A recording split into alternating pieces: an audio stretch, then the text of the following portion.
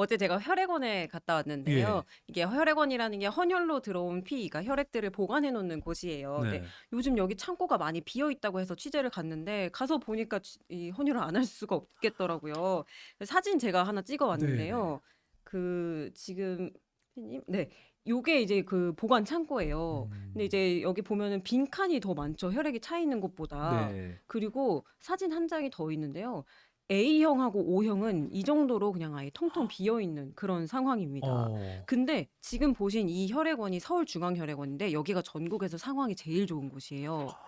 제일 보유량이 적은 게 경기혈액원인데 네네. 여기는 아예 이렇게 선반이 텅 비어 있습니다. 그러니까 아. 우리가 혈액 보유량을 얘기할 때 5일분이 있으면 적정 보유량이다 이렇게 이야기를 하는데요. 예. 지금 16일 기준으로 전국의 혈액 보유량이 아 4.6일분이에요. 모자르네요. 네, 그리고 이제 특히 아까 보신 경기혈액원은 2.7일분밖에 안 남아 있고요. 부산은 3.9일분 요렇게밖에 없습니다. 그러니까 취재하러 갔다가 네. 너무 선반이 비어 있으니까 네. 직접 헌혈까지 하고 오신 네, 거군요. 뭐라도 해야겠다 싶어 가지고. 근데 이렇게 부족한 이유가 뭔가요? 원래 좀 겨울철에는 헌혈이 많이 줄어들기는 아 해요. 네. 날씨도 많이 추워지고 연말연시 행사가 많잖아요. 그래서 헌혈자들 발길이 좀 뜸한 것도 맞는데, 네. 그리고 이제 뭐 방학 시즌이니까 단체 헌혈도 좀 줄어들 수밖에 음. 없겠고요. 그래서 원래 겨울은 이렇게 매년 좀 이런 사이클이 반복이 되긴 하지만 네. 최근 들어서는 10대 고등학생들의 헌혈이 급격하게 줄어들고 있다고 합니다. 왜 그러죠? 그러니까 이게 대한적십, 저 먼저 이 건수부터 말씀을 드리면 예예. 대한적십자사가 이제 통계를 받아 보니까 여기서 2019년에 이 고등학생들의 헌혈 건수가 54만 건이었는데 네. 이게 지난해 27만 건으로 반으로 줄었어요. 근데 어. 이게 다른 연령대 다 늘었는데 10대만 줄었거든요. 왜 그랬냐? 10대들한테 가장 영향을 줄 수밖에 없는 그 대입 정책이 바뀌었거든요. 그러니까 어. 이 헌혈을 하게 되면 봉사 시간 4시간이 나와요. 근데 예전에는 단체 뭐 학교에서 단체 헌혈을 하든 아니면 학생들이 음. 헌혈의 집에 가서 개인적으로 헌혈을 하든 다 봉사 시간으로 인정이 됐어요. 네. 근데 이번 대입부터는 단체 헌혈만 봉사 시간으로 인정이 되고 개인적으로 헌혈을 한 거, 그러니까 헌혈의 집에 가서 하는 거는 개인 봉사 시간은 대입 입시에 반영이 안 됩니다. 아. 그래서 그 교육부 방침이 그렇게 바뀌니까 학생들 입장에서는 사실 헌혈할 동기가 줄어들 수밖에 없는 거죠. 음.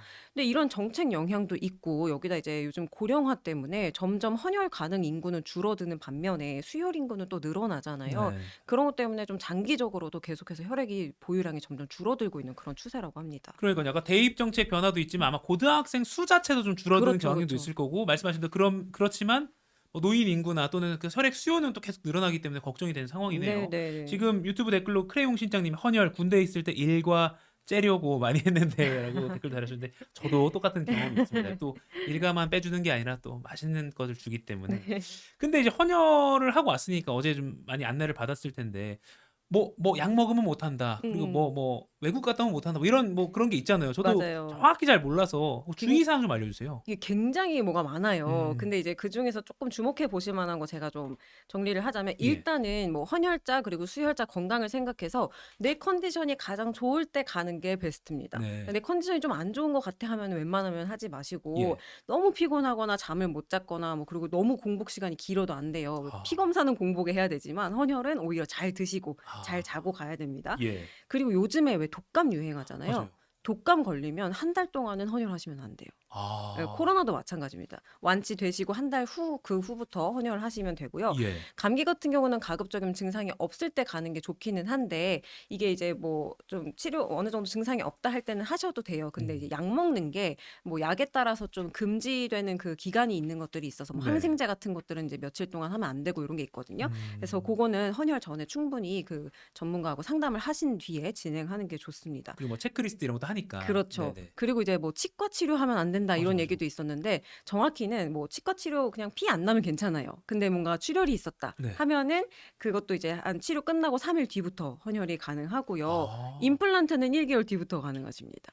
복잡하긴 하네요. 네. 그리고 아. 또 이제 재밌는 게 이제 피어싱이나 문신 같은 거 있잖아요. 여기서 말하는 문신은 눈썹 문신도 포함이에요. 어. 요것도 최대 6개월까지는 헌혈하시면 안 됩니다. 아 혹시 시술을 뭐 받은 지 6개월 뒤. 그렇죠. 이게 혹시 모를 감염 위험 요런 것들이 있어서 요것도 네. 좀 조심하셔야 되고 뭐 해외 갔다 오셨다 하면 이제 4주 뒤에 헌혈이 가능하고요. 아 그래요. 그것도 있군요. 그러니까 네네. 요런 제약이 있는데 약간 애매하다 싶으면 일단 방문하셨다가 그렇죠. 상담 받고 오게 하면 될 것 같긴 합니다. 네네. 음식 같은 건 어때요? 막 술 많이 먹고 다음날 하면 안 된다 뭐 이런 것도 있을 것 같고. 그거는 당연히 안 되는 네네. 거고요. 전날 과음하지 마시고요. 네. 내 컨디션이 좋아야 되니까. 네. 그리고 저는 개인적으로 좀 궁금했던 게 혹시 내가 너무 단 거를 막 먹고 가면 안 좋지 않을까 이런 혈중 당도가 네. 높았거든. 탕후루 먹고 다음날. 엉뚱한 생각이 들어서 어제 가서 여쭤봤거든요. 예. 근데 당분은 전혀 상관이 없다고 합니다. 그래요? 그래서 오히려 그냥 잘 드시고 건강한 음식 잘 드시고 오시는 게 좋고 대신에 이제 혈소판 체열이라고 해서 이제 예. 성분 헌혈이라는 게 있어요.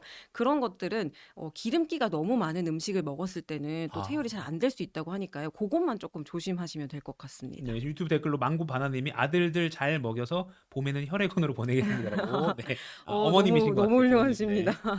그리고 헌혈하셨으니까 어제 네. 보통 제가 기억에는 제가 군대에 있은 초코파이를 줬고 그리고 영화 티켓도 네. 주기도 했는데 뭐 받으셨어요?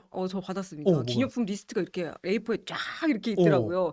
요즘엔 영화 티켓도 주고요. 이제 뭐 택일이긴 한데 네. 영화 티켓도 있고 뭐 문화상품권 있고 커피 기프트 카드 이런 것도 있어요. 막. 기프트 카드. 네. 오. 그 뭐 편의점에서 쓸 수 있는 것도 있고 네. 그리고 기부도 가능하더라고요. 이정 기자는 뭐 했어요? 저는 오늘 사실 자랑하려고 기부하고 왔어요. 여러분 박수 한번 주세요. 어제 취재 갔다가 현원도 직접 하고 기념품 안 받고 기부까지 네. 했다. 사실 뭐 커피 기프트 카드 어떡하지 막 고민하다가 네. 그래도 기부하자 해가지고 기부하고 왔습니다. 그럼 제가 커피는 사드리는 걸로 아유, 하겠습니다. 네. 여러분 그리고 초코파이도 주시더라고요. 근데 군대 있을 때는 거의 박스로 줬어. 가져가서. 너무 좋았어. 지금 그분께 감사드립니다. 뒤늦게라도. 알겠습니다. 아무튼 헌혈도 하고 취재도 열심히 하고 기부까지 하고 온 이지영 기자 기사 댓글 많이 달아주시고요. 피까지 빨아서 기사를 썼습니다. 네, 알아봤죠? 여기까지 듣겠습니다. 고맙습니다. 감사합니다.